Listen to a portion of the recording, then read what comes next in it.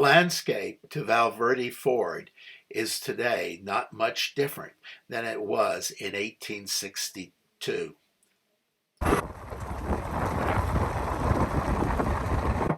The large mesa in the background is central to the battle. General Sibley was in a difficult position. He had been unsuccessful in forcing Colonel Canby out of the protection of the fort. His force was not strong enough to attack the fort, and his supplies were running short. He had only one option: march north, capture Union supply depots, and cut Fort Craig's communication with Union forces in northern New Mexico. February 20th, the Confederates broke camp across the river from Fort Craig and marched north along the east side of the Rio Grande.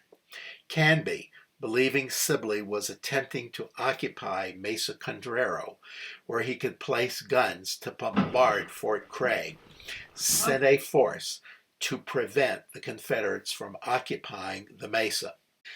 This was a possibility, except Sibley's guns did not have the range or firepower to bombard the fort. A brief skirmish did occur, in which the New Mexico militia broke and ran, forcing Canby back into the fort and the Confederates into camp. At midnight on the 20th, the Union commander opposite the Confederate camp sent 2 mules loaded with gunpowder towards the Confederate picket line. The loyal and obedient mules, however, returned to the Union camp before being blown to bits. Fortunately for the boys in blue, the only casualty were the mules themselves. The explosion did, however, stampede a herd of Confederate horses and beef cattle into the Union lines, depriving the Southerners of much-needed food and draft animals. The next morning, the 21st, an advance party of Texas Mounted Rifles moved to Valverde Ford at the north end of Mesa Condrero. In the meantime, Canby had sent a unit of New Mexico volunteers along the west side of the mesa to guard the ford. Later, he ordered a mixed force of artillery, cavalry, and infantry to join them. Hi, Wyoming Traveler, and I am at the approximate site of the Battle of Valverde. The Battle of Valverde was one of the 3 pivotal moments in preserving New Mexico from Confederate takeover. Virtually nothing left of the site of the battle. The Union troops came from the mesa on this side of the mesa.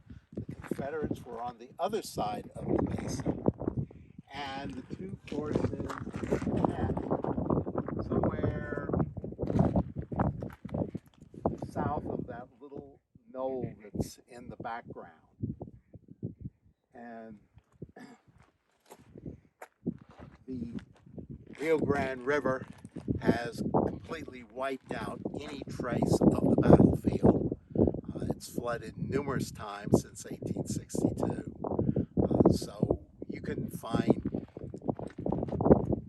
any signs of where the battle was. There is a monument to some of the Texas forces that fought a couple miles from the site, but this is it. The Battle of Valverde.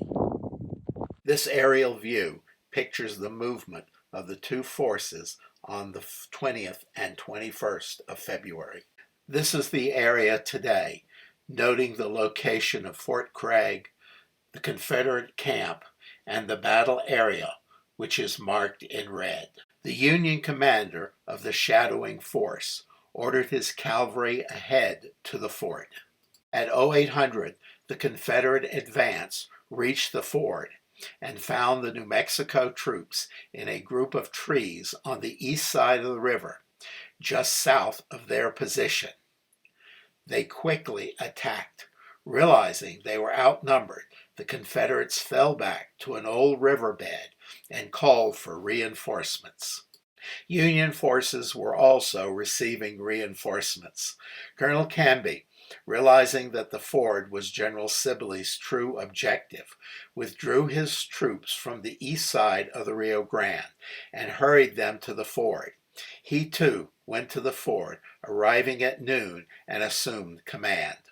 Throughout the morning, the battle seesawed back and forth, the Confederates attempting to push the Federal troops back across the river, and the Union trying to gain a foothold on the mesa.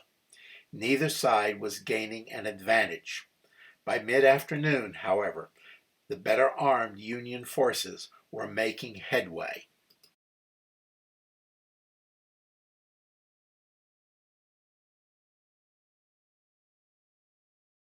Between 2:30 and 3 o'clock that afternoon occurred the only charge by Lancers in the Civil War. Two companies of the 5th Texas Mounted Volunteers were armed with 9-foot lances and pistols. Seeing what appeared to be a company of unreliable New Mexico volunteers, the Lancer commander requested permission to attack. The suspected New Mexico volunteers, however, turned out to be a hardened company of Colorado volunteers who stood their ground. Of the 60 Texans, 20 were killed or wounded, and most of the horses shot. After the battle, the remaining Lancers burned their lances and rearmed themselves with pistols and shotguns. By late afternoon, both Colonel Canby and Colonel Tom Green, Confederate field commander, Sibley being ill, realized that the pivotal moment of the battle had arrived. Union forces were pushing in both Confederate flanks, and the Confederates were exhausted, low on ammunition, outnumbered, and had lost most of their horses. Not only did defeat seem inevitable, but even retreat looked impossible. It appeared the Union was victorious. One of Canby's staff officers expressed the situation. The Confederates must starve, fight, or surrender. The Confederates were going to fight. The Confederate left was the most vulnerable position. Therefore, Colonel Green ordered a charge on the Federal right. About 220 cavalrymen charged along a 600 yards of open land towards the Union 24-pound cannon. At 200 yards, the Northern troops opened fire along with a shot from the 24-pound gun. The charge and the Southerners that were in it were decimated and took shelter at an old riverbed and tried to establish a defensive line. While the Confederate charge failed to break or drive back the Federals, it was to be beneficial to the Confederates. The Union commander on the right, having broken the charge, began pursuing the retreating Confederates. He believed, however, he was outnumbered and called for additional troops. Canby not only sent troops to reinforce the right, but shifted troops from the left to the right, creating an 800-foot gap in his line. Colonel Green had secretly massed around 750 men behind the old riverbed. The Confederates charged across 600 yards of open space to an almost equal number of troops and a 6-gun battery on the Union left. The New Mexico volunteers broke and fled to the river, carrying with them most of the regulars. The men of the reserve on the west side of the river refused to attack. The Confederates turned the captured guns on the retreating Federals. Canby was left with no option but to order full retreat. At the river, as night was falling, Greene halted his victorious yet scattered disorganized, exhausted, outnumbered, and almost out of ammunition force. The Union Army had been beaten, but it was still formidable. As darkness approached, Canby asked for a flag of truce to collect the wounded, bury the dead, to which Greene agreed.